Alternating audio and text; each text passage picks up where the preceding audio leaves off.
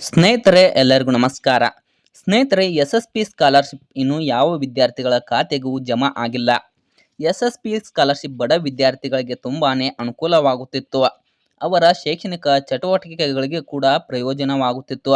ಅಲ್ಲದೆ ಬಸವರಾಜ ಬೊಮ್ಮಾಯಿ ಅವರು ಮುಖ್ಯಮಂತ್ರಿಯಾಗಿದ್ದಾಗ ರೈತರ ಮಕ್ಕಳ ಸಲುವಾಗಿ ರೈತ ವಿದ್ಯಾನಿಧಿ ಯೋಜನೆಯನ್ನು ಜಾರಿಗೆ ತಂದಿದ್ದರು. ಈ ಯೋಜನೆಯಿಂದ ರೈತರ ಮಕ್ಕಳಿಗೆ ಉಚಿತವಾಗಿ 5,000 ರೂಪಾಯಿ ವಿದ್ಯಾರ್ಥಿ ವೇತನವನ್ನು ಕೂಡ ನೀಡಲಾಗುತ್ತಿತ್ತು. ಈಗ ಅದನ್ನು ಕೂಡ ನಿಲ್ಲಿಸಿಬಿಟ್ಟಿದ್ದಾರೆ. ಇದರಿಂದಾಗಿ ಬಡ ವಿದ್ಯಾರ್ಥಿಗಳಿಗೆ ಬಹಳಷ್ಟು ತೊಂದರೆಯಾಗಿದೆ. ಎಸ್.ಎಸ್.ಪಿ ಸ್ಕಾಲರ್‌ಶಿಪ್‌ನ ಜೊತೆಗೆ ಎಲ್ಲಾ ಸ್ಕಾಲರ್‌ಶಿಪ್‌ಗಳು ಕೂಡ ಇನ್ನೂ ಯಾರಿಗೆ ಜಮಾ ಆಗಿಲ್ಲ.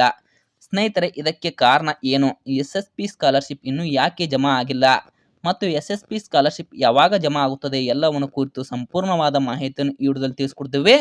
ಆದಷ್ಟು ವಿಡಿಯೋವನ್ನು ಸ್ಕಿಪ್ ಮಾಡದೆ ಕೊನೆಯವರೆಗೂ ನೋಡಿದರೆ ನಿಮಗೆ ಎಲ್ಲಾ ಮಾಹಿತಿ ಅರ್ಥವಾಗುತ್ತದೆ.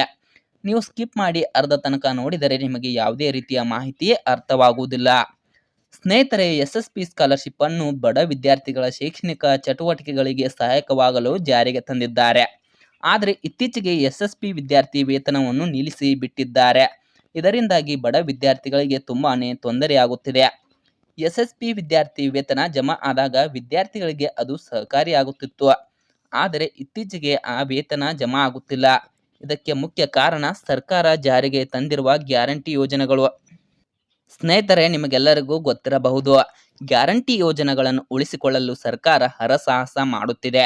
ಬಡ ವಿದ್ಯಾರ್ಥಿಗಳಿಗೆ ನೀಡುವ ವಿದ್ಯಾರ್ಥಿ ವೇತನವನ್ನು ಕೂಡ ಈಗ ಗ್ಯಾರಂಟಿ ಯೋಜನೆಗಳಿಗೆ ನೀಡಲಾಗುತ್ತಿದೆ. ಗ್ಯಾರಂಟಿ ಯೋಜನೆಗಳಿಗೆ ಹಣವನ್ನು ನೀಡಲು ಸರ್ಕಾರದ ಬಳಿ ಈಗ ಹಣ ಇಲ್ಲ. ಇದರಿಂದಾಗಿ ವಿದ್ಯಾರ್ಥಿಗಳಿಗೆ ನೀಡುವ ವೇತನವನ್ನು ಕೂಡ ಗ್ಯಾರಂಟಿ ಯೋಜನೆಗಳಿಗೆ ಬಳಸಿಕೊಳ್ಳಲಾಗುತ್ತಿದೆ. ಇದರಿಂದಾಗಿ ಬಡ ವಿದ್ಯಾರ್ಥಿಗಳಿಗೆ ಎಷ್ಟೊಂದು ತೊಂದರೆ ಆಗಿದೆ ಅಂತ ಸರ್ಕಾರಕ್ಕೆ ತಿಳಿಯುತ್ತಿಲ್ಲ. ಸರ್ಕಾರದವರು ಯಾಕೆ ಹೀಗೆ ಮಾಡ್ತಾರೆ ಅಂತ ಒಂದೂ ಅರ್ಥವಾಗುತ್ತಿಲ್ಲ. ಸ್ನೇಹಿತರೆ, ಬಡ ವಿದ್ಯಾರ್ಥಿಗಳ ಕಷ್ಟ ನಷ್ಟಗಳನ್ನು ಕೂಡ ಯಾರೂ ಕೇಳುವುದಿಲ್ಲ. ಆದರೆ ಗ್ಯಾರಂಟಿ ಯೋಜನೆಗಳನ್ನು ಉಳಿಸಿಕೊಳ್ಳಲು ಸರ್ಕಾರ ಬಡ ವಿದ್ಯಾರ್ಥಿಗಳ ಹೊಟ್ಟೆ ಮೇಲೆ ಹೊಡೆಯುವುದು ಎಷ್ಟು ನ್ಯಾಯ, ನೀವೇ ಹೇಳಿ ಸ್ನೇಹಿತರೆ. ಈ ಎಸ್.ಎಸ್.ಪಿ ಸ್ಕಾಲರ್‌ಶಿಪ್ ಬರಬೇಕಾದ್ರೆ ಎಲ್ಲಾ ವಿದ್ಯಾರ್ಥಿಗಳು ಸೇರಿ ಸರ್ಕಾರವನ್ನು ಕೇಳಬೇಕು.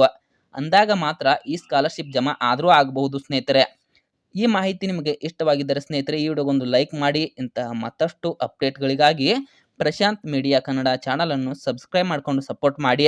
ನಿಮ್ಮ ಒಂದೊಂದು ಲೈಕ್ ಕೂಡ ಇಂತಹ ಮತ್ತಷ್ಟು ಹೊಸ ವಿಡಿಯೋಗಳನ್ನು ಮಾಡಲು ನಮಗೆ ಪ್ರೇರೇಪಿಸುತ್ತದೆ.